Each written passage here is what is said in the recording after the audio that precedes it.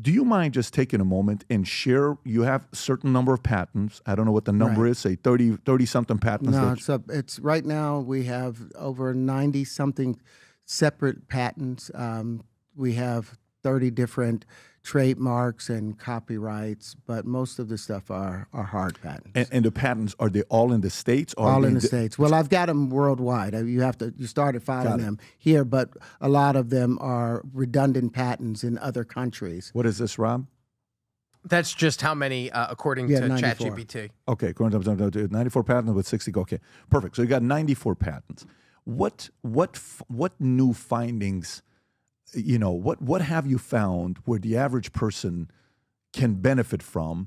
And if you're sitting there, you said this is worth in the trillions of dollars, and you and I are speaking before, you're like, if another country gets their hands on this, it's an end of America. What have you found? Well, we've been able to innovate. The first thing that everybody already knows about is the tangential flight with linchpin. We have provided tangential flight, the ability to fly around your own center of mass, and unlimited midair bonding. I mean, it's the end of cranes for the linchpin, because no matter how large the project is or how small it is, linchpins can modulate and cover over air, over land, over sea. You have flight vehicles that deal with, that are able to deal with the air or deal with space or deal with water. You have cars for the land, but you don't have anything that is ubiquitous to all of these mediums. And that's what linchpin is able to do. So when I say it's the end of cranes, so you have that. We've innovated flight. We've innovated geometry by having unlimited bonding. We've innovated lighting. We've innovated with our energy systems. And what I wanted to share with you, one of the biggest things that I talked about with the Howard comma, its ability to pull energy directly from the van der Waals or from the 0 point. We've already provided a means to do that, to where you don't have to pay for any energy anymore. The same thing when I talked about beryllium, utilizing beryllium, even though there was some idiot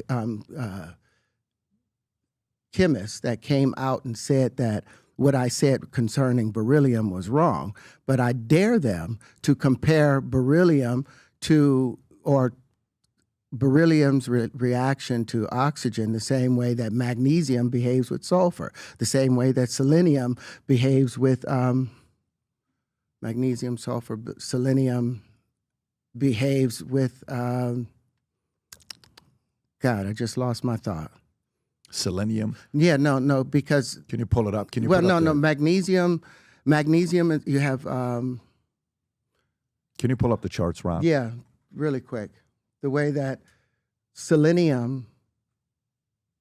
Yeah, if you can just pull up the periodic table and zoom in. Selenium's relationship with calcium. Okay. The same relationship the same way that selenium will mitigate what's taking place inside of calcium, the same way that sulfur will mitigate what's taking place with the magnesium, oxygen, being the equal and opposite mate of beryllium, will mitigate what's taking place with beryllium. And they will always have a strong attraction to each other. So whatever bullshit that was being spoken by those chemists, they do not know what they're talking about. And the problem with utilizing actual beryllium is it oxidates. So immediately the surface of it gets covered, and so the reaction stops. But if you use the frequency of beryllium to separate the oxygen from the hydrogen and have small little apertures for the hydrogen to go through, because the hydrogen is a smaller waveform, then the oxygen will separate and the hydrogen will separate, and they'll both be usable. We proved that.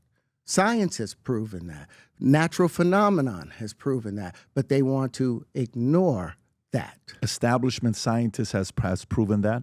They see it in all of their reactions. That's why they're using a lot of the chemists in a number of the interactions that they have. They'll use beryllium for a particular purpose because it will cause oxidation.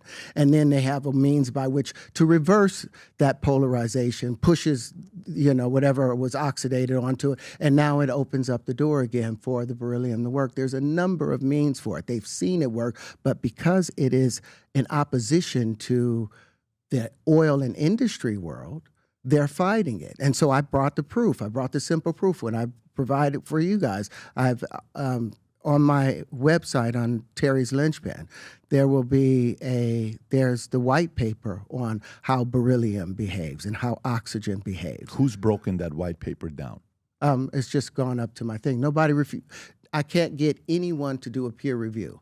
I've sent it off to publishers. Publishers refuse to review it because Eric Weinstein, Brian Keaton, people came out, said the Dunning-Kruger effect. The amount of pain and suppression that's come my way because all I've tried to do is provide the proof out there. Nobody wants it. Dunning-Kruger effect is a cognitive bias where people, Rob, it just completely disappeared on the screen. Yeah. Yeah. People with low competence specific area tend to overestimate their abilities while highly competent individuals may underestimate their skills. This occurs when a lack of metacognition prevents those with low competence. So they're saying you're low competent in this topic. That's what they're saying. In this topic. This is what Neil deGrasse came out and said. And so now he owes me an apology. Why? Because with those same things that he said had no value, now we've already put them into a white paper. And we've been able to solve the 7 millennial problems and the 3 body problems with the same equations or substances that he said created the Dunning-Kruger effect. Hi, everyone. My name is Terrence Howard. I'm an actor, but in the field of science also. So if you would like to connect with me, you can connect with me on Connect. The QR code is down below, and let's have a great conversation. If you enjoyed this video, you want to watch more videos like this, click here. And if you want to watch the entire podcast, click here.